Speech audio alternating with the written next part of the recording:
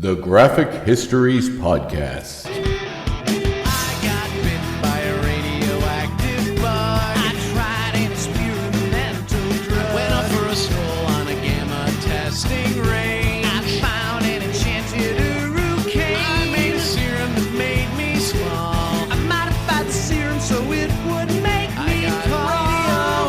Radioactive isotope in my eyes. Dying alien helped me accessorize. I gained the proportion and strength of a spider. Now I'm invincible and I can fly. I lost my sight, my other senses were heightened. I'm gonna put on my pajamas and go fight crime.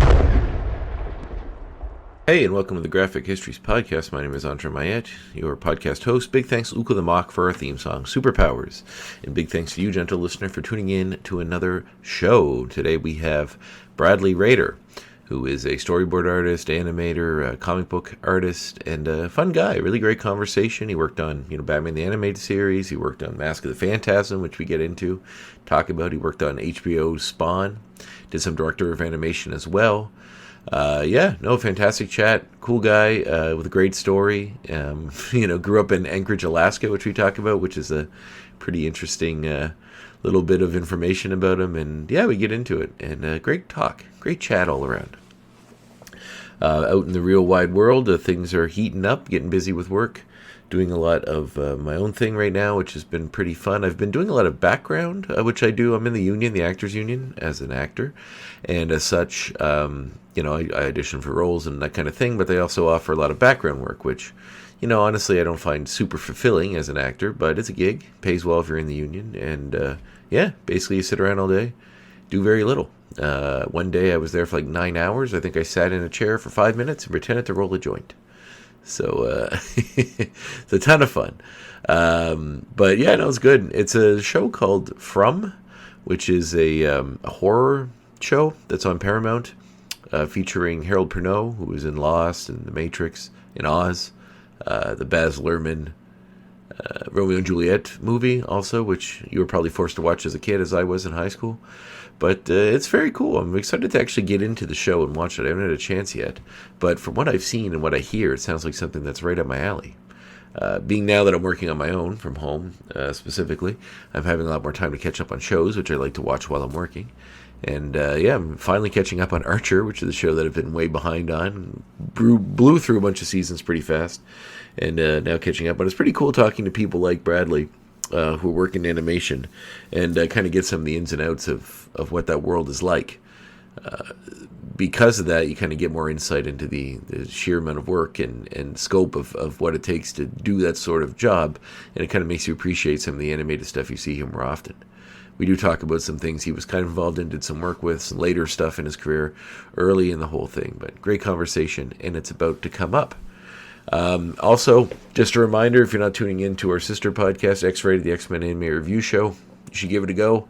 Me and producer of this show, Davin, sit and chat about the X-Men show from the 90s. We've kind of blown through that, and now we're watching the movies. This episode is going to air after, several weeks after this episode that we just recorded aired. But we talked about the X-Men Origins Wolverine movie, which, ooh, baby. What a blast from the past that was, It's funny because I was talking to a friend, about how after watching X-Men 3 and Wolverine Origins, how my memory of them being absolute dumpster fires and the worst things ever, it's kind of fading. I don't know if it's that the bar has been lowered by movies, now in the world, or if that I've seen so many bad movies since I was a kid and saw those movies originally. So now it's weird. I mean, it's still not a good movie. Far from it. I think I gave it 2 stars in Letterboxd. But, it's not the absolute abject dumpster fire, like unwatchable piece of garbage that I remember it being. There's some redeemable stuff in there. Although, I did say in my Letterboxd review, Wolverine Origins, or X-Men Origins Wolverine, somehow managed to be needlessly complicated and threadbarely simple all at the same time. It's quite a feat.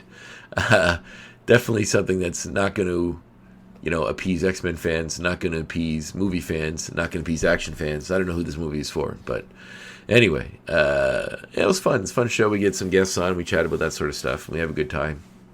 It's a blast, so check that one out and give it a go. Anyway, might as well stop wasting your time. I mean, it's not a waste. You get to chat with me, which is always fun. But I feel like we should probably just get into our conversation with Bradley Rader. So here it is, my chat with animator, director, but storyboard artist, bunch of stuff. Bradley Rader.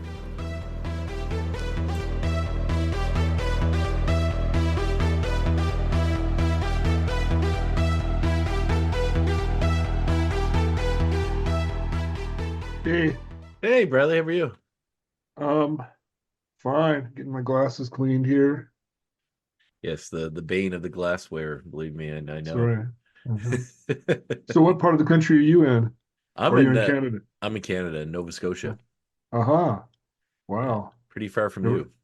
never been there. Really? No, never been to Nova Scotia. Actually, I what I see of it, I like. So one of these days, may go there. Well, have you been? I assume you've been to like the East Coast. You know. I've never been further north than New York State.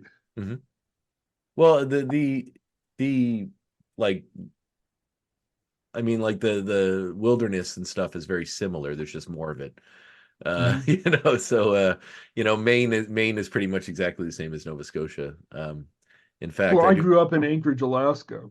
Right. So Yes, I wanted to quite ask a you bit of about that. quite a bit of wilderness around there. Used to like go into the hiking in the mountains outside of town, the Chugach National Forest, and you'd have to bring like jingle bells to like let the bears know you're coming. Yeah. That's we used to have one of my so I do a lot of different things. One of them is I'm a professional wrestler.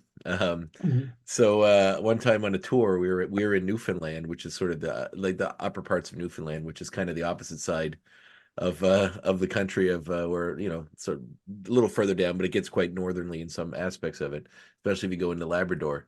And the we had Hacksaw Jim Duggan on that tour, who was an older guy that had been in the WWE years ago, and they had a running gag with him. They made him carry. They gave him a bell and told him as a joke that he if he had to go pee or something on the side of the road during a long trips, he had to jingle the bell. Right, Otherwise, to scare off the polar bears that were lying in wait wherever we could possibly be. right. But in your case, it actually was relevant and probably Well, correct. actually, these days, we never had this problem when I was growing up in the '60s, but nowadays they have bears in town hmm in Anchorage, Yep. and people jogging in the or skiing in the woods have to be, there have been people like skiing on top of bears and stuff, Yeah. or bears going into homeless encampments in the woods and stuff like that. Oh, geez. So, There's a friend of mine whose sister lives. So I don't know if it's in Alaska, but it's somewhere. It must be. It was somewhere up there anyway. Maybe the Northwest Territories of Canada, and they had a viral video because in their house, their neighbor was recording, but the polar bears had gotten on the roof of their house because there was some big snow thing, and they're right near a cliff, so it was like they walked off the cliff onto the house. And it's funny. The video is pretty hilarious because the woman, like, you see her open the door, look up, and then see the bear, and then run back in and close the door. wow, Yeah. they So must have a strong roof. yeah, I would assume so because there was two of them actually. So, Yeah. but a lot of snow as well. So, what was growing up in Alaska like? Um, well, yeesh. My father was the first Freudian analyst in the state of Anchorage, Alaska. And Oh, so, that's a um, lot to unpack. well, yes, well, it's even more interesting than that. My uncle John moved to Alaska first in the mid '50s, and he was always on my father's case to move up to Alaska because it was the land of opportunity. Mhm. And Uncle John should know because he was the first Attorney General of the state of Alaska and Oh later a wow, state senator, not national senator, but inside the Alaska Senate. wow. And he was instrumental in being one of the first states in the country to have legal abortions in 1968. And he did that just because he thought it was the right thing to do. Sort of the family I grew up in. When I Wow, was, but progressive. I grew up, it was back in the '60s, they had all these riots, and all the hippies. And And I remember one of my teachers in grade school said, "Yeah, if they wouldn't say the Pledge of Allegiance, they should be put in a camp somewhere." You know, and I was like, "Yeah, yeah, I agree with that." But then my around 1970, the city of Alaska, Anchorage, passed an ordinance saying that you couldn't camp in city parks Hmm. to thwart hippies who were coming up to camp out in Anchorage city parks during the summer. Hmm.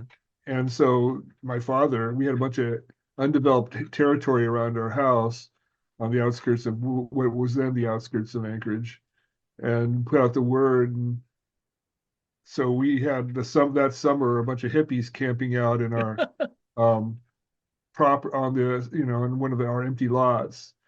And so I was spent all that summer hanging out with the hippies because That's they were awesome. friendly Yeah, of course. and they were they had some kids themselves. So so that was cool. Um, Your father sounds like a fairly progressive guy. I mean, obviously he cared well, about helping that out, and your uncle obviously being someone pushing abortion, or not pushing, but getting abortion rights he in that state. So, I'm gay, and huh? I started becoming aware of that when I was in junior high and high school, and I didn't come out to my family until I was 21, and my father didn't say anything about it. Hmm. And finally, one day at the dinner table, I said, "So, Dad, you haven't said anything about this, And he said, "Well, since you're asking, I think you need to like try and get yourself straight, or you're gonna end up as an alcoholic or a suicide by the time you hit middle age." Hmm. And Is that because he had like the stats from being a well, psychiatrist? no, I mean, he's a Freudian, and they had their trips about it being like a form of mental unease, Hmm. disease, and also all this he had patients coming to him for help with that problem, and so he was seeing it, Yeah, he looking saw at it as a them, problem. Yeah, saw it as a problem. yeah. Um, but we used to at one point we I was his he was a basically a real handyman. He did his own car repairs when he could, and Hmm. we built a sauna in our backyard, and we built a cabin on a lake that we used to go to. It was a family project for about 3 summers. um, and then we built, and when I was in eighth grade, we built a I was being flunky. We built a 18-foot sailboat that hinged in the middle out Oh, of cool. plywood and fiberglass, and sailed down the. It was mom, dad. I had two older brothers and a older sister and two younger sisters. So there were six of us, and all of us except for my oldest brother sailed down the Whitehorse from the Yukon from Whitehorse to Hmm. Dawson. It Beautiful. took about 8 days, and the philosophy was we could fold the sailboat hinged in the middle. If we could fold it in half and tow it behind our car, Hmm. so that was a real experience. Wow, I mean, we did stuff like that when I was a kid. that's amazing. That's like right out of a Yeah, Disney film or something. Like I love in some ways, in some it. ways. Yeah. Um, yeah. So did your father come to accept you as you were eventually, or was that Well, I mean, he died of his third heart attack at age 54 in 1984, okay? just as I was coming into my adulthood. He never Hmm. got to see me succeed in my career, or my relationships with the men in my life after Hmm. that. Yeah. Um,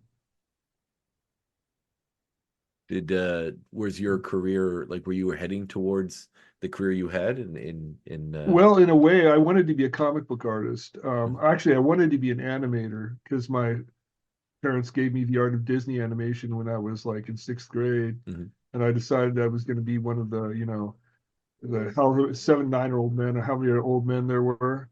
Um, and but I realized I couldn't draw the same thing twice, let alone 24 times per second. Yeah, So yeah, yeah, yeah. I decided to draw comic books as practice. So at that point, I became interested. I started buying comic books as reference. I'd never paid all that much attention to them. I mean, when I was a kid, I liked Mad Comics, Mad Magazine, and Archie Comics, and everything else. I didn't understand superhero comics at all. Marvel, they were always continued. So I was like, what the? This is, huh? You know. Yeah, it's like But then, drugs in paper form. well, actually, I lost interest in animation around the time I gained interest in comic books because this was like in 1971, 72. And at that point, the state of the animation industry was like really dreadful. Mm. Um, and at that point was when Neil Adams, Barry Smith, Bernie Wrightson, Jack Kirby were all doing their coolest work. Mm-hmm. And and I remember, I mean, I got caught up in Marvel comics, um, and got caught up in like, really caring deeply whether or not the Scarlet Witch and the Vision could get together, or if, humanity would come between them. And I really had a visceral connection to the X-Men. Mm.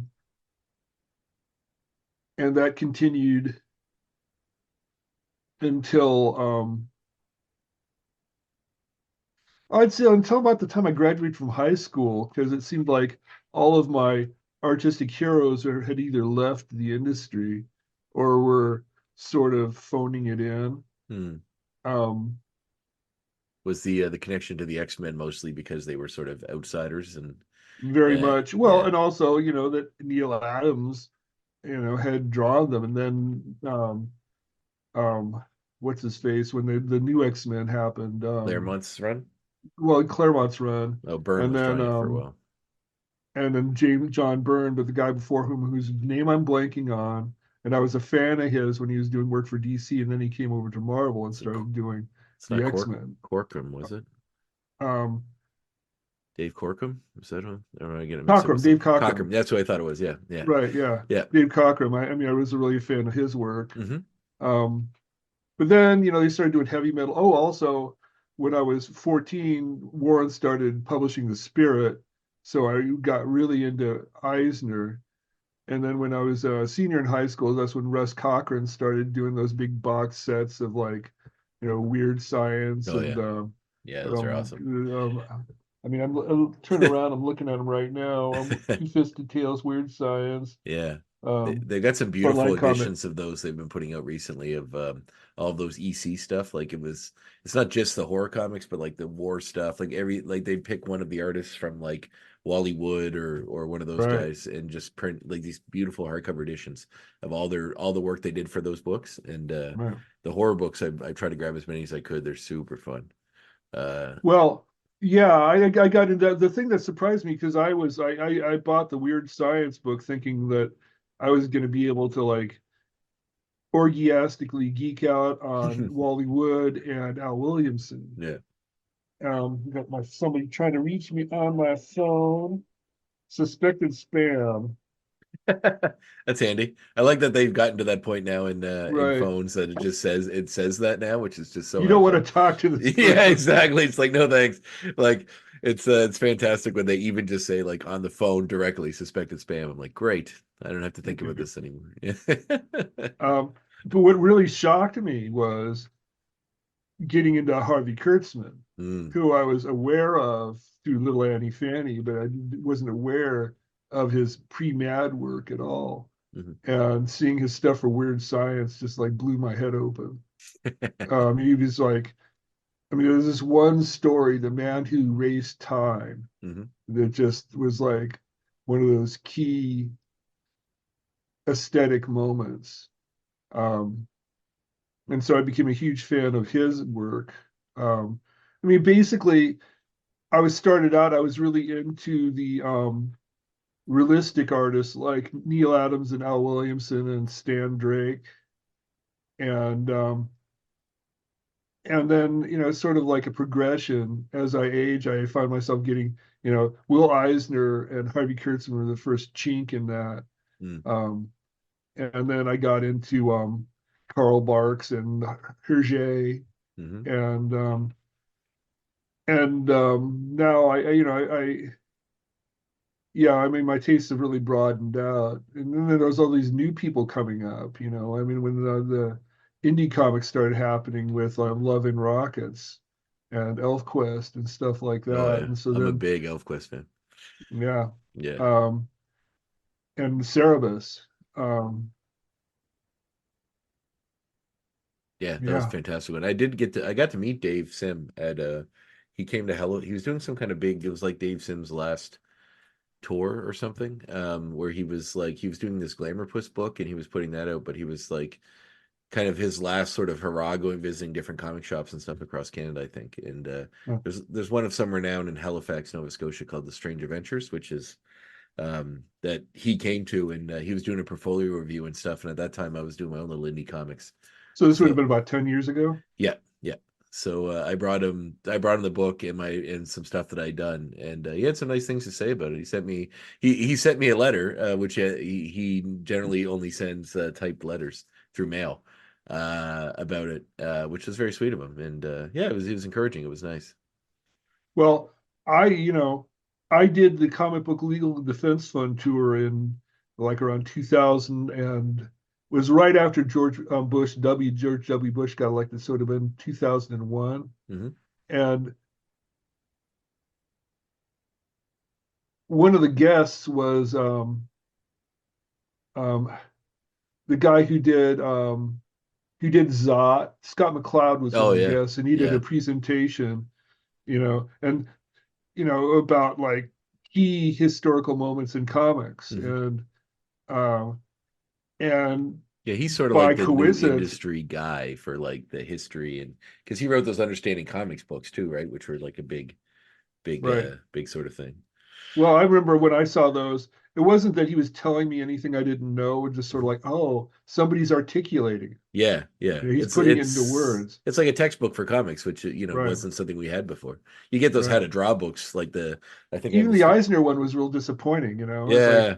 just sort of like, oh, well, how? Yeah. But the Scott McCloud book was like it was really he was articulating things that I mean, one of the reasons I liked about Neil Adams, wasn't so much, I mean, part of it was the realistic sheen Hmm. of his artwork, but part of it was the things he did with storytelling that was under the surface, structural.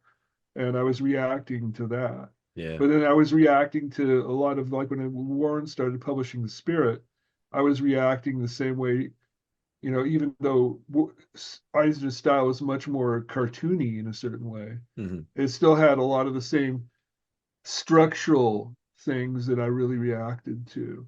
Um, Yeah. but so I decided I was going to draw comics. I went to the Art Center College of Design in Pasadena, California, because that's when my seventh grade art teacher said that was the best art school in the country. And so, of course, I wanted to go there because I wanted to Yeah. be, It's um, a hell of of a that sell. caliber. So I graduated from Art Center in like March of '83 and wanted to draw comics, but I mean, I was sending my samples in and getting rejected on a regular basis. And I got a chance to work for an animation studio because they posted on the bulletin board at Art Center when I came back to confer with the dean of the illustration department about my career. He goes, "Oh yeah, they got an interview. You have to check them out." And so I went in with my portfolio, knew nothing about storyboarding animation or storyboarding film, Mm. or even all that much about animation. I mean, I wasn't like a film buff back then. Yeah. I liked movies, but didn't really think about them much. But I got hired on the strength of a couple of marker comp advertising storyboards I did, and also I had some comic pages in my portfolio, and I was hired at Ruby Spears by this guy called John Dorman, Dorman, who had done storyboards on the heavy metal movie. He storyboarded on the Tarna sequence. Oh, cool. And That's a movie that doesn't get talked about as much as when it comes to cult movies that I feel like sort of, I mean, the heavy metal magazine itself was such an interesting thing. I mean, still is, I guess. mhm. But that movie for cult movie status and what they did, even with animation, like because it was like that sort of I don't think Bakshi was an animator on it, but it had that Bakshi-esque rotoscope sort of Well, stuff. the thing is, they had to like, they were basically doing a movie version of the Heavy Metal magazine, Hmm. so it was shorts, Yeah, and each short was done by a different studio, right. and so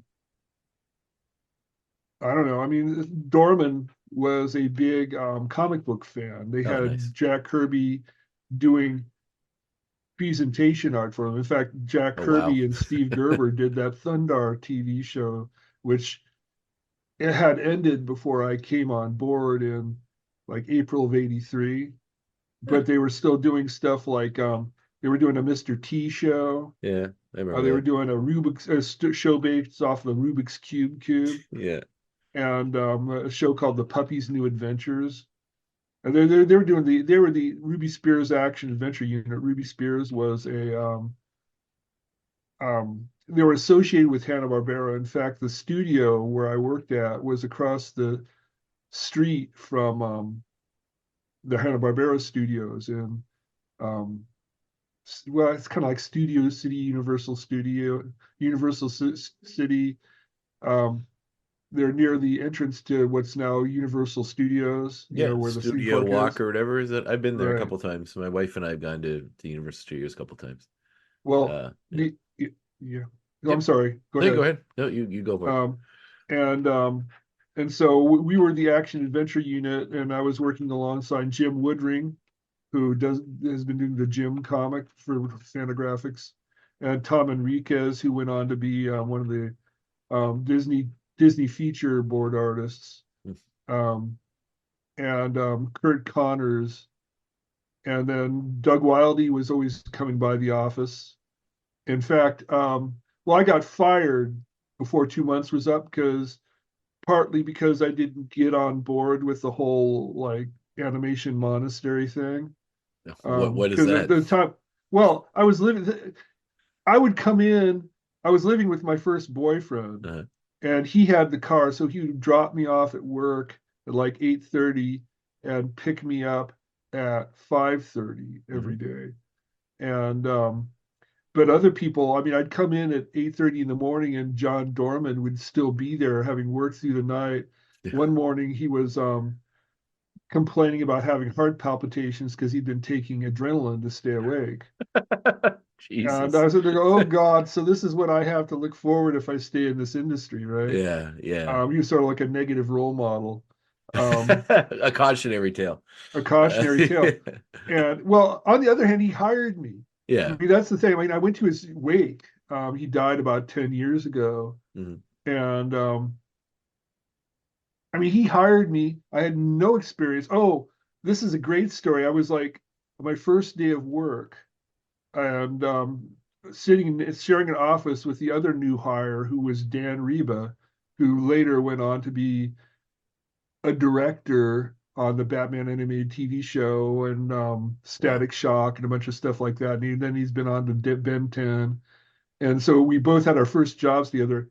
Dan had just graduated from the New York School of Art. So he had Will Eisner and Art Spiegelman and Harvey Kurtzman as teachers. And so I was like totally envious of him. And so John Dorman comes in the morning and said, okay, now these are the protagonists of our shows are mostly children. So keep the camera angle low to the ground, keep the camera low. Um, Now, and if you vary your shots, because if your shots are too much the same, they'll just combine them into one scene in layout. Mm. And don't flop screen directions, don't jump cut. And you know what a pan in a truck is, right? And I go, Mm. sure, right. And so he leaves the room, and I go to Dan, what's a pan? What's a truck? Dan goes, truck, in and out, Yeah. pan, back and forth. I go, right, got it. That was the extent of my knowledge about film and storyboarding when I Mm. started my job. Yeah. And I learned everything I knew about it by talking to people, by watching movies, by trial and error. But he hired me in April and laid me off just before he would have had to have shown cause, like Uh-huh. because there's a union studio. But Right. the reality of the matter is, I didn't have the chops. I Mm. wouldn't have hired me, Yeah. you know. Um, and and so then but he did help me a little bit. He gave me a lead to get some work storyboarding at Hanna-Barbera across the street. And so I had another 2 months of work from another director over there on shows like the Dukes of Hazzard and the Richie Rich Show. I think those are the two shows I worked on.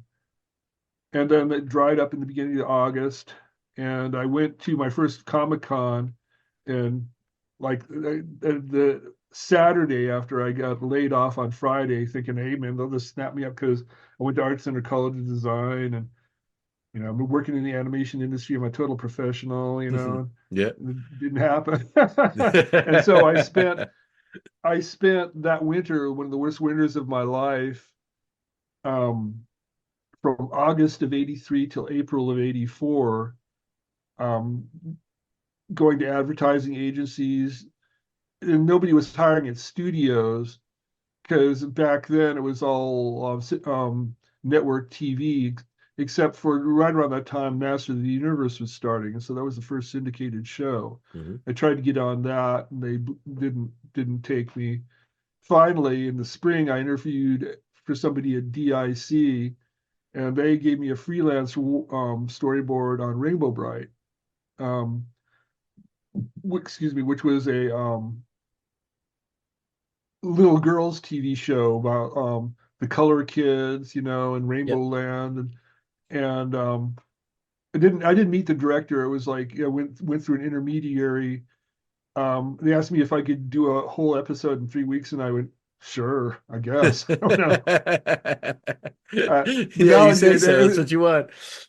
sure, Yeah. what the heck? But I Yeah. was I was also to tied myself over financially. I'd gotten a job as a museum guard at the Norton Simon Museum, Mm. and so I was like that was like 24 hours a week, 4 days a week, 6 hours each day, and then I'd come home and start working on the storyboard, work around the clock, and so I'd average working 2 days without stop, Mm. sleep or anything, um, and um, and so I had roughed out 2/3 of the storyboard. And by the time 2 weeks was up, and I went in to show it to the director, a French guy called Bernard Deret, Deyries, who was DIC was a partnership between the French, the Japanese, and the Americans. When it was just French and Japanese, they'd done a science fiction series version of the Iliad or the Odyssey Hmm. um, for French TV. And my director was Bernard, was the director on that TV series. Um, and so I sit down with him, and he asked me if I wanted to do my own changes, and I said, sure. What I really meant was, oh yes, please, thank you, thank you, thank you, because I've been working blind. I mean, I didn't know whether my stuff worked or not. Yeah. Um, I mean, I wasn't getting any feedback either at Ruby Spears or Hanna-Barbera. And so I sat down and watched as Bernard casually, over a period of like an hour, redrew 3/4 of my storyboard in little post-its in the margins. Hmm. And I was going to go, um, but I followed the script because at Ruby Spears it was always, the other piece of advice John Dorman gave was, okay, here's the script, cut it out, tape it down on your storyboard paper, and draw that. Yeah. And Bernard was just like totally ignoring the script, going off script, adding mood, lighting, thunder crashes, the lighting shifts across the room, murky and lurky emerge out of the shadows, another boom, and then they're lit, and it's like, is this not better? And I said, yeah, Yeah. it's it's so much better. I just Yeah. didn't know you could do You that. could do that. That's So awesome. then I went home and I did his changes, and then I still had the rest of the third of the storyboard to go, and I had one of those epiphanies, which was, oh, I can make this good. Mm. This doesn't have to suck. And so I thought about like all the film stuff that I could be Spielberg, I could Yeah. be Hitchcock, Hmm. and I could. They ate it up. They wanted that. I didn't know anything about anime, which was, they were seriously anime influenced, and that Oh yeah. through working on that, they got me into anime. I mean, that's where I discovered Miyazaki, and Gogol 13 was another Mhm. key animated movie for me. Gogol 13, the professional. Mhm. Um, Oh, seminal stuff. and I became like, they put me on staff, and I became Bernard, sort of like his right hand board artist for a Oh, while. wow. And then I fell in with Richard Reynos's unit. Richard Reynos was doing later on went on to be a producer on The Simpsons and one of the head dudes at Sony Animation when they got serious about producing content back in the mid '90s. But there he was working on what was it? Um, I'd have like oh, this is you look at this. These Oh, are wow. stats of Doug Wildey artwork that he gave me because he was in the Ruby Spears office one time, Wow. and this is like a lot presentation artwork for a live action series they were trying to sell in the mid '60s. Oh my Hanna-Barbera was God. trying to That's sell. his board work? My God. No, this is presentation Oh, artwork. I It's see. black. Okay, yes, yes, These yeah. are black and white stats. Yeah. Actually, another artist had color stats in the same material. So someone had these are black and white stats. It was like Robert Stack, Kim Novak, and Jane Mansfield Oh, wow. doing an Avengers kind of thing. But then this is yeah, probably can't see it. You see up in the corner there, that Yep. cell? Yep. That's from Kid Video. It was the Kid Video cartoon that I was doing storyboard revisions on when I got news that my father died in um, November of 1984. Wow. Um, Some beautiful and stuff. so I was like working with Rainus on the Kid Video um, series. And then he went on to do Ghostbusters and ALF and ALF Tails. And so I fell in with that whole unit. Hmm. And um, and that whole unit was basically the core of the Batman Adventures season 1 unit. Um, so that's one thing leads to another. Yeah, which is like cartoon royalty for me and a lot of people of my generation. That show, I still don't think any cartoon has ever come close to being. And there are lots that I like obviously the X-Men and the Spider-Man cartoons from the '90s. I was a big fan of, and I really like the Silver Surfer one too. But the I don't know, that Batman one. It's hard to top as far as like getting the character. It's the best. When I think of Batman, it's the version that still is my Batman. And I see he worked on Yeah, Mask of the Phantasm, which honestly to yes. me is the best Batman movie ever made. So it's still to this Well, day. So, the thing I liked about like looking at them, well, even at the time, I mean, at the time we were pinching ourselves, going, when is this gonna stop? I mean, when are the yeah, suits gonna come and take it away from us? yeah. But they didn't. In fact, in that case, the suits were on our side. Like Gene McCurdy was like running interference for us Was with it the network. was it so popular that the network couldn't really like, or was it Well, just that you had somebody in your corner that actually believed in the right. work? It's like the management was in our corner. The Yeah. management wanted us to do what we were doing. Hmm. Um, and we had a good budget. Yeah. We had each episode was had its own score. They didn't do music cues. Oh wow. Um, Wow. and That's they awesome. yeah. Um, Well, that's, I mean, they were smart because, I mean, stylistically it was so different, with that sort of Art Deco style that they did it in. But in that sort of, I guess it was probably informed somewhat from the Tim Burton movie, I guess. But I don't know, it just works so yeah, well. somewhat. Yeah, it just works so well. And I mean, obviously the allowance to not to take subjects that would be more adult, I guess, and not candy coat them for kids too much. I mean, obviously you can't but and have broken people and real villains you felt bad for, but I also understood why they need to be stopped. Like they really played with the moral side of it a lot more than any other cartoon really did. And I feel Mhm. like because of that and the style of the show itself and the respect given to the source material and the characters. I mean, because of that, we got the Superman one, we got the Justice League one, Static Shock, Batman Beyond, all great shows.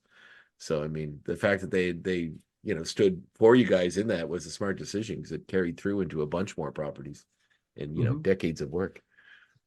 Yep. Oh man, Yep. that Phantasm movie still remains one of the best. It's got to be. Well, It's they treated that like it was just basically 3 or 4 episodes put together, mhm. and so they had all the units, bat units, were intact to work on it. There was Kevin's unit, Kevin Altieri. There was Boyd Kirkland's Mhm. unit. There was Dick Sebast. I think Dan was Reba was a director by that point. I'm not sure. And I think I don't know if Bruce Timm had a section. Mm. Um, and I was basically given all the stuff in the city of the future, Oh, the cool. the The Beatles present day sequence. city of the Yeah, future, when it was all like tatty and worn yeah, down. I did the scene where Sylvester shows up and tries to pay Joker to hit Batman. yeah, And then I did the sequence where Phantasm shows up to kill the Joker, and the Joker's, oh, you know, he knows who has figured out who she is. yeah. And so I did the fight scene between Phantasm and the Joker up to the point where Batman saves her from a wind Right. turbine. And then Kevin took over and did the final fight scene with the Joker. Yeah. And I've saved all my Batman storyboards except for that one storyboard. And I could kick myself. I mean, all I have, actually, I have quite a bit. I have all my roughs. For some Nice. reason, I kept my roughs and my rough originals. And of course, I've been selling them at conventions, but I scanned them. Yeah. Um, Wow, that's yeah, awesome.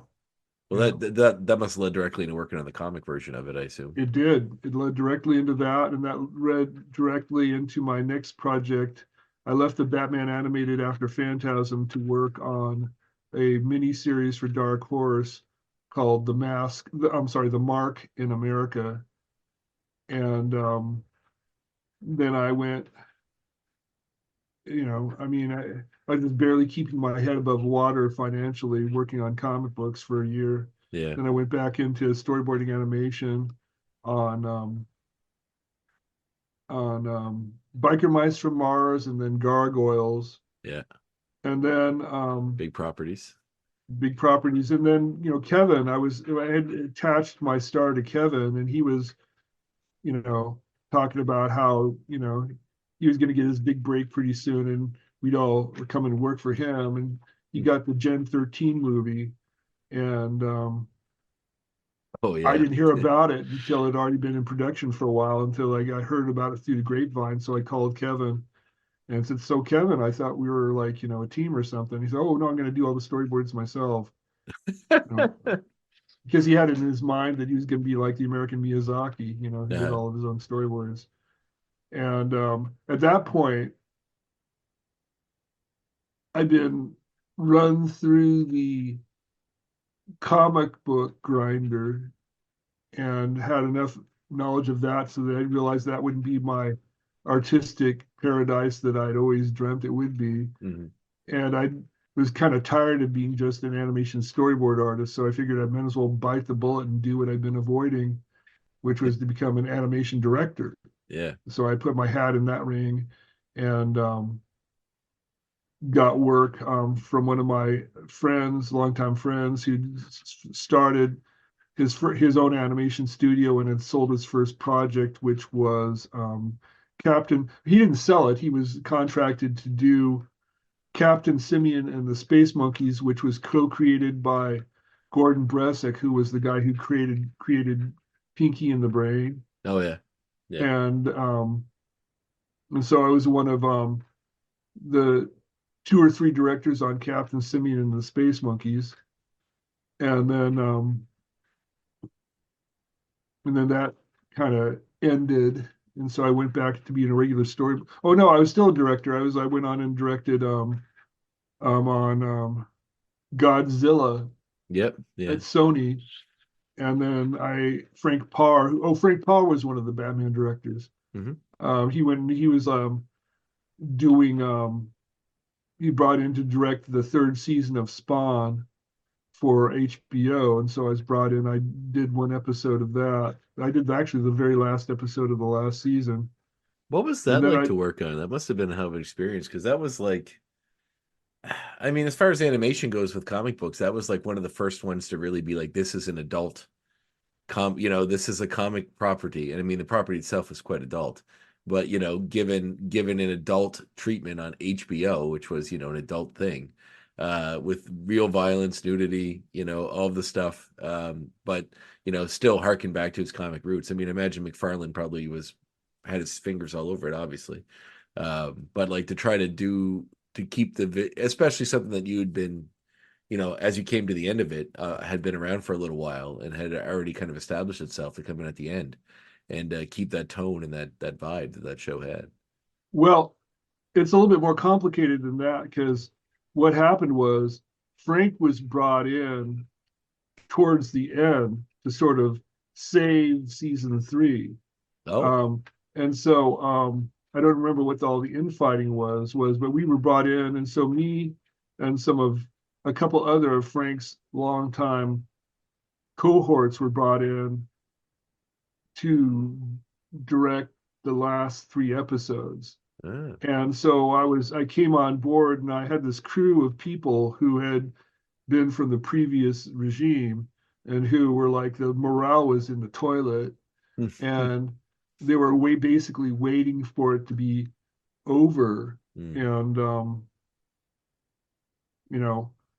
it was worse than having to do it all myself in a way, because I thought I had people work for me, and turned out they weren't, and I had to play catch up after the last minute. Yeah. And also I wasn't wild. I mean, I wasn't wild about the project myself. I mean, I hated Image Comics. I mean, I thought they were like the comic Antichrist. Yeah. And so I wasn't sympathetic to the project. I thought the voice track recording was like soporific. Everything was really slow and pretentious, and everybody talked like this all the time. And I was like, "Oh, give unto me a fucking break." Well, it's like, funny because so I want to reacquaint myself with it a little bit, because I may have seen it when it came out, but I like 98. I would have been, I guess 12. So 12 or 13. So like I may have caught it. I probably wasn't supposed to see it, but I remember Keith David was was Spawn, and I like him. So and you're right. It does have a very maudlin, very slow, very almost like a film noir kind of thing, given a superhero skin in the way it's right. sort of depicted. Yeah, I totally understand Well, that. the thing is, I like it a lot better now than I did then. It's Now, stylish. It looks well, like the no, Spawn what comic. I like the basic concept, which is this guy who's like a rat bastard when he's alive, dies, goes to hell, and becomes a better man for being a leader of the army of Satan. I mean, that really appeals to me these days. Yeah, yeah. You talk about moral ambiguity. Oh yeah. Um, and I mean, all the things nowadays, I mean, I had to stop watching into this new second Spider-Man Into the Multiverse movie after the first 20 minutes, because it's like, oh my God, I feel like I'm gonna have an epileptic fit just watching this thing. Yeah. So going back and watch something like Spawn that's like slow, it's like tonic. Yeah, that's actually a very interesting point. I guess you kind of forget how much the modern, like I guess specifically with animation, how much it's informed by, the sensibilities of the generation that it's designed for. And I guess now everything's so fast, it's all on your phone and it's all swiping to the next thing right away, instant gratification. That, Right. now the popular animation is mirroring that because that's what the kids are doing. So, you kind of forget about that when it comes to it. You just think, it's the story's the story. But it really does, the sensibilities do change to go with the times. And yeah, I guess I never really thought of the Spider-Man movies in that way, the new ones, but it makes perfect sense. I mean, it's like joke, joke, joke, and then shift, joke, animation change, like style change because of all the different realities. And it's just so fast paced that it's hard. It really is hard to keep your head on. You got to keep your head in a swivel. Well, I mean, other people, I mean, I feel like I'm alone in my, and the other thing is, maybe if I'd stuck with it, I'd enjoy it. I don't know. Hmm. I'm a fan, but I can I'm, totally see your point. okay. So anyway, so yeah, so I Yeah. worked on Spawn, then that ended, and then I decided I was tired of being a director right about the time that the American animation industry went into a big slump because studios realized that they could just import anime Hmm. and dub it. Yep. And so they didn't need to hire so much American animation. And so the early parts of the 20s was a kind of a lean period for me, um, until I hooked up with a new kind of patron who was, I got in on the Batman series as a full-time freelancer. And my director, Anthony Chun, went over to, in 2006, went over to direct on King of the Hill Oh, nice. from 2006 to 2009. And so he brought me along. And so from 2006 till the present day, except now I'm pretty much retired without having actually retired. Hmm. Um, I've been working on adult primetime animation. I worked on King of the Hill for 3 seasons. I worked on Bob's Burgers for 8 seasons. I've worked on a show called Bless the Hearts that never got any traction and was canceled after 2 seasons. Mhm. Um, What was Samurai Rabbit like? I see you worked on that. That's the Usagi oh, that Yojimbo was Stan Sakai property. oh, that was awful. I mean, Really? yeah, it was. The thing is, one of the reasons I'm retired is because um, I can't get hired. Yeah. And my last 3 jobs I've gotten because they called me. When I apply myself online, I get ghosted. Yeah. And so I got a lead on the Samurai Rabbit. They had no problem with me being 60 years old. Mhm. And I was into proving my worth. So I took a bigger chunk. They let me cherry pick what I wanted. I chose all the action stuff, Mhm. and I chose more. I picked more than I should have. And um, when I was handing in my first batch of roughs, they told me that they didn't want any close in cutting on the action stuff. They wanted everything staged full figure. Really? And the problem with that was it was like, the two rabbits with a fighting, a small army of ninjas. Yeah. And it just blew me out of the water. I Yeah. mean, I had to end up giving part of it back and taking a cut in pay. Really damaged my relationship with that studio. But I Oh. was pissed at them too because the guy said, "Oh no, I told you, full figure." And I didn't even argue with him, but it's like if he told me that, it would have been like, "What the hell? Yeah. Are you serious?" I mean, one of the ways you like save on animation and blood, sweat, and tears is to cut in. You frame wide, establish, and then cut in. But they said no, it has to be wide the whole time, and they do the cutting in. And this is like, oh God, let me out of here. Yeah, it's Um, it's a weird like I'm a big fan of Usagi Jimbo. I mean, that show is not designed for me. It's designed for small children. Like I watched the first season just to try to support it because I'm a fan of Stan Sakai and everything. But it like the animation, it's very like rudimentary not CGI, I guess, but animation. Well, the one we worked on, Samurai Rabbit, was CGI. Yeah, so it's like it's weird. It's almost like and I noticed this in kids animation because I guess the kids watching it are too young to pay enough attention to really care, I would assume. But it's very rudimentary and very I don't know. It feels disposable to me. Like let's just get it out, and this is it Mhm. and move on to the next thing. And obviously, like I said, it's designed for small children, so definitely not for me. But after watching the first season, I was like, all right, well, I get the vibe of it, and I'm glad that this exists. It seems to be doing well, but I'll just go read the comics. So Mhm. Yeah. as yeah, I guess keeping up with the industry in that way must be Well, I've tough. I've basically given up trying to keep up with the industry, Hmm. and it's like I'm just at the age where I can seriously contemplate retiring, and I'm going to. Yeah. Well, I notice you go back and forth just looking at your resume. You go back and forth quite a bit between storyboard work and comics and stuff. Would you feel like you'd return to comics as well, or is that something that Well, you I am feel? returning to comics actually. Oh, I'm excellent.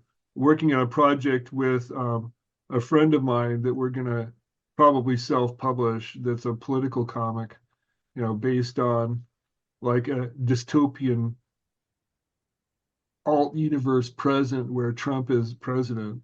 Hmm. Um, Is that and we're is gonna that alternate universe? I mean, Well, it's sort of like yeah. we started working it up over almost like in almost 20 years ago Mhm. when it was going to be in a alt future where the Bush administration basically took over for the rest of time. Oh yeah, It's like He's the full government was dictator.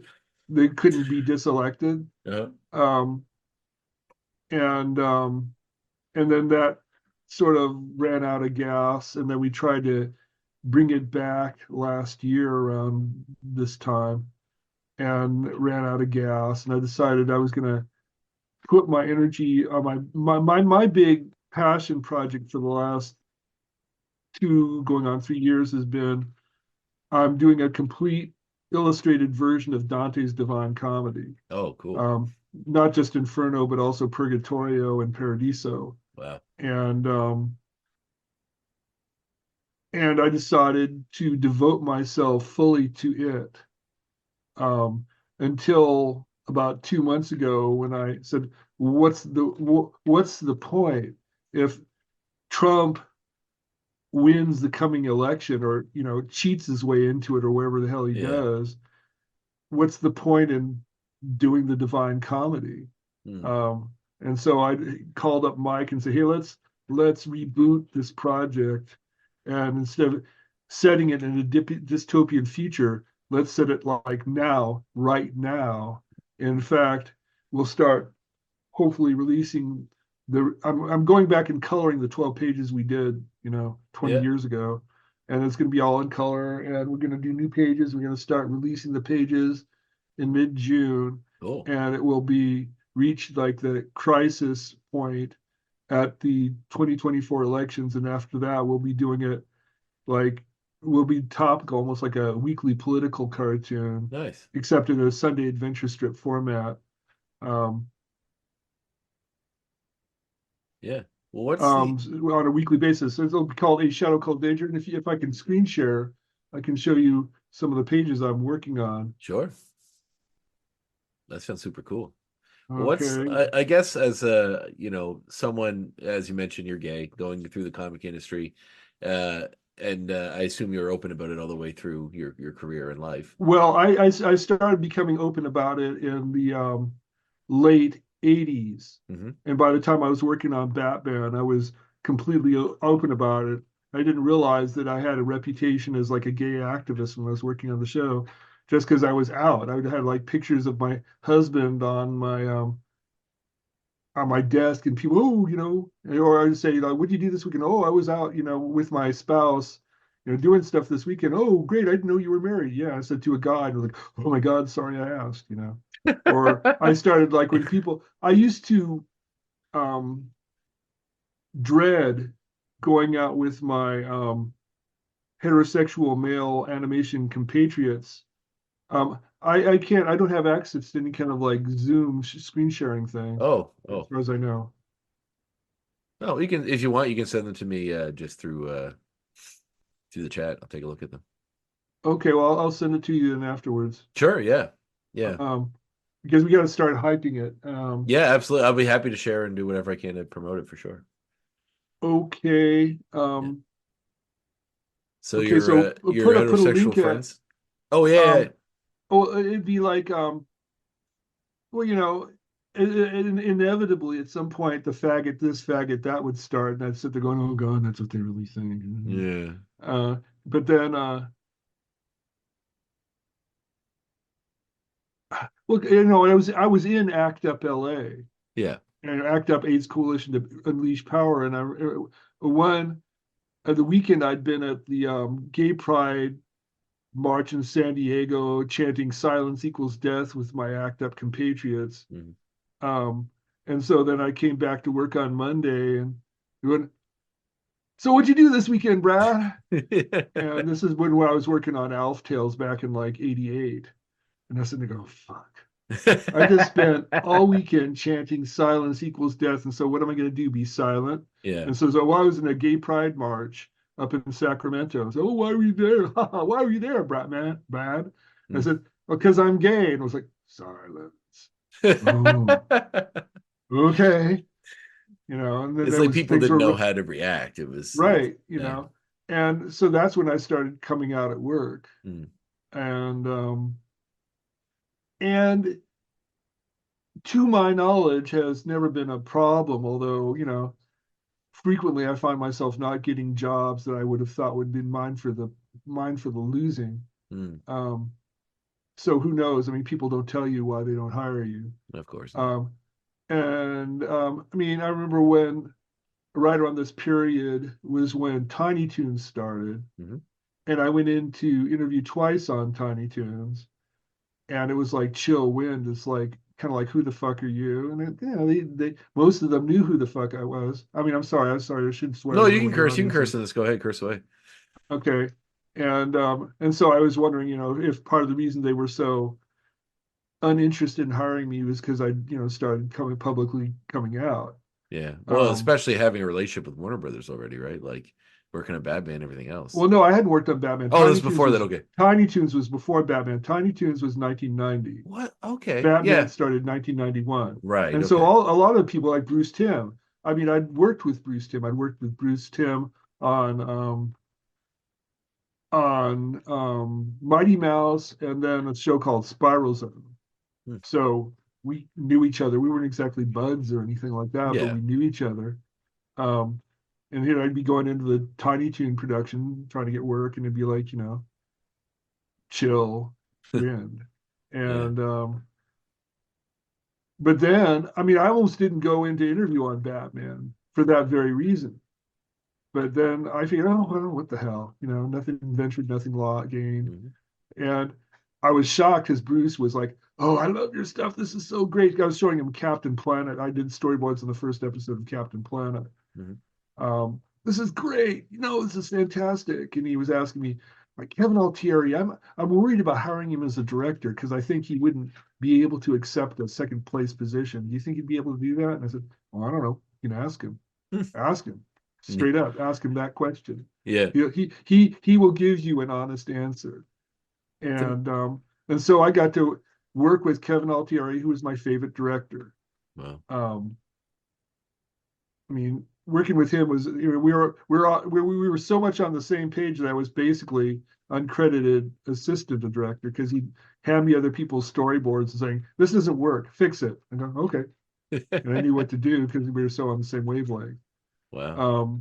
So that was one of the reasons that working on Batman was so good for me because I was working with Kevin. That's But then awesome. Bruce was great too. I remember showing him. I mean, we were like, he was looking at my roughs for the origin of Two-Face Part One. I was doing the sequence in Act One of the first of the two-parter where the terrorists were holed up in this abandoned building with the cops out in front. And then, I mean, basically what I was doing with that was great. I was do like a whole sequence where you never get a good look at Batman. I mean, that was like my philosophy of Batman is he should be in the shadows. He should never. It's like the way that the alien was treated in the first Alien movie, Hmm. which is you never get a good look at it, Yeah, not till the end. not till the end. Yeah, And so I stayed that whole sequence where you didn't get a good look at Batman until at the end when Gordon's on the street, looks up on the top of the building. There's the Batman. He's there for a moment, then he's gone. yeah. Um, and Oh, Bruce said, that's. Oh, Bruce said, Brad, you always know where to put the camera. And I was like, yeah, thanks, Bruce. oh, that was a fantastic episode. Oh, it And was. It was one of the best. and still, like, I mean, most of those episodes that introduced the villains, did such a good job of, like, giving you these broken people, and especially like Harvey Dent especially. And I didn't realize until later on in my life that Richard Mole was the voice of him from Night Court. Huh. I was like, oh man, like that makes perfect sense. He did such a good job. Um, yeah, that was a fantastic series. Well, very excited to hear about the new project. I mean, honestly, as a Canadian, American politics aren't necessarily relating to me, but obviously you guys are pretty close. And Right. a lot of what happens there seems to bleed over here. And I'm a big fan of like the Daily Show and those sort of programs that talk about it. But I imagine it must be interesting about going into this next election and by interesting I mean terrifying about Well, what's next for your I country. I the, I have to console myself with thinking, miracles happen. Hmm. Miracles happen every day. I believe in miracles. So who Well, knows? that new, Alex Garland is the director. He did like Annihilation and Ex Machina and a bunch of those sort of movies. Oh yeah, no, Yeah, he's great. I loved Ex Machina and yeah, me Annihilation. too. Yeah. He had one called Men that came out a couple years ago that I really liked too. But his new one, Civil War, was coming out, which is like all about essentially the like a current modern day American Civil War. Huh. Based on the trailer, like Nick Offerman's the president, and it's something to do with I want to say there's some alliance between California and Texas or something. I can't remember, but it looks it looks just the trailer looks really good and it looks disturbingly accurate. Like It's, enough it's that called Civil War. yeah, yeah, it's coming up this year, I think, in a few months. Jesse Okay. Plemons is in it and a lot of bigger actors like that. But Huh. yeah, Oh yeah, he's good. yeah, I like him a lot. But I really liked him in that. Well, he did that Dark Mirror episode where he oh basically yeah, played. Yeah, it was strange. good. Yeah, apparently, and I just read something about this. They're doing like a spin-off of Black Mirror that's going to go return Oh, well, to there's a that whole world. series right there. Yeah, and I think that's what they're doing. I think they're going to Uh, keep it going with, and I think Plemons and all the cast of that episode are back. But uh, yeah, his sort of Shatnerism, the way he sort of brought a little Shatner to it, just sure. enough to keep it familiar, but also do that sinister bend. He plays Right. evil well. Well, he plays moral ambiguity real Mm, well. I mean, yeah, I really liked that El Camino movie he yeah, did, oh yeah, yeah, the follow up to Breaking Bad. I yeah. thought that was really great. Well, I really liked. he was in the second season of Fargo. If you ever watched that show, and Never watched it. oh, I highly suggest it. It's very, very good. If you like the Coen Brothers sensibility from the movie, it really flows into that. The first season's got like Billy Bob Thornton and Colin Hanks, and but like Well, my husband watches that one, but my husband's the TV watcher in our oh, household. He's I the guy who like watches all the news for me. oh yeah, you need one of those. Yeah. My my wife pays attention to that stuff more than I do. But I do. I'm a graphic designer. That's my normal job. So a lot of my work is just sitting on the computer, and I often get to watch a lot of stuff while doing that. Otherwise, I wouldn't get to see nearly the amount that I do. Yeah. Life's too busy. But Well, I used to be more into that now. Now I find that I need to focus on just one thing at a time. mm, So, I mean, I was like trying to watch a documentary yesterday when I was working. It's like, no, it's too distracting. yeah, well, some things are just so good that you can't. Yeah. Like you're like you're trying. Like some things are kind of like I threw SNL on or something when I was doing something because last night because I hadn't caught up on the newest episode. So and that I feel like it's enough that you can kind of get through it. But there are some things like obviously when subtitles come up, you got to pass it away. But I really got into this show, Reservation Dogs. That Okay. yeah, which is it was on Hulu or I've heard something. about it. It's good. It takes place. It's a lot of Canadian actors are in there. I think they may have filmed it in Canada, but it basically follows like a group of kids on like an indigenous reservation, and I can't remember what state it's in, but and a lot of it just follows their lives and kind of what that society and culture is like, and it was very, very good. And but I get points while working and watching that I was like, I gotta put this aside because I'm too invested in this to pay attention to the work. But well, the work comes first. If it interferes, sorry. it sure does. Yeah. Well, I'm excited for the new project. Definitely want to check that out. And this is going to be something you're going to be you're going to self-publish, is what you're saying? Unless we can get somebody else to publish it. Yeah. I don't know. I mean,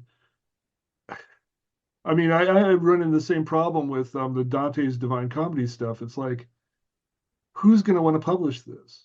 Oh, I mean, with the Kickstarters and stuff, I mean, that's where yeah. I mean, goes I've never done a Kickstarter. I have friends who swear by them, but when I look at them, I'm going, well, that's a job in and of itself. Oh yeah. You're know, basically like, running a marketing department for months. I'm running a marketing department. The reason to do it is not so much to get the money.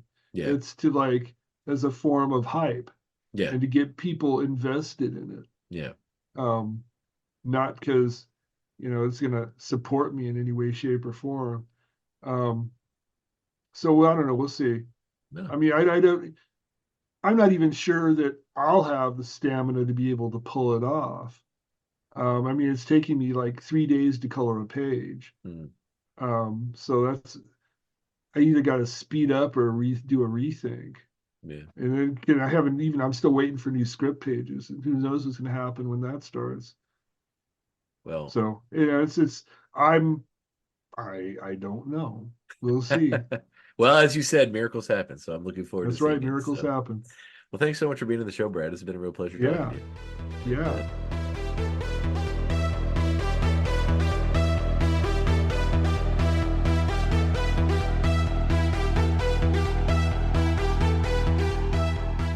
There it is, my chat with Mr. Rader. What a great conversation. What a great guy. A lot of insight into, his career, his life. And, I'm glad I got a chance to chat with him.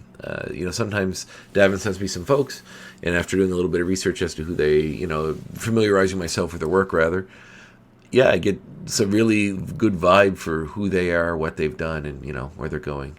Bradley was a great conversation and had some important stuff to, talk about as far as his career and as far as his struggle on his own right, as everybody else has, getting through life. Quite a trip, having a Freudian analyst as your father and coming out as gay must have been quite a struggle for him. So I'm glad he could talk about that and chat about his experience with us. So very cool, very great conversation, and very happy to have Brad on. Very glad he agreed to do so. In our next episode, I believe we're going to be having a very special guest, which will be Erik Larsen, who you may know as the creator of The Savage Dragon, former artist on the Amazing Spider-Man comics, working on Savage Dragon, Image, Turtle stuff, bunch of stuff all through the years. Very cool guy, like a titan of the industry, and certainly someone that belongs on the Mount Rushmore of independent comics. So very excited to chat with him and very excited to bring that conversation to you. So make sure to tune in 1 week's time with my chat with Erik Larsen. In the meantime, have a great day, stay safe, have fun, and, don't do anything I wouldn't do, which, as I've said before, means you're wide open. The Graphic Histories Podcast is a proud partner of the United Federation of Podcasts.